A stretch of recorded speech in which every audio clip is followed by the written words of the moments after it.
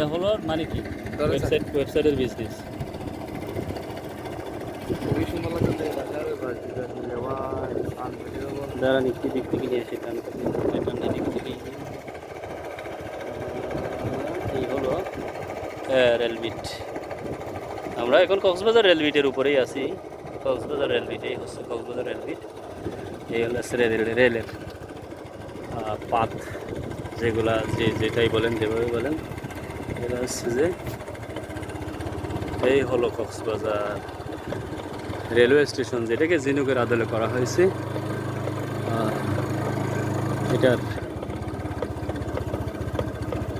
সুন্দর নান্দনিক এই কক্সবাজার রেলওয়ে স্টেশন, অপরূপ সৌন্দর্যে ভরপুর কক্সবাজারের এই রেলওয়ে স্টেশন, চমৎকার দেখতে, দৃষ্টিনন্দন,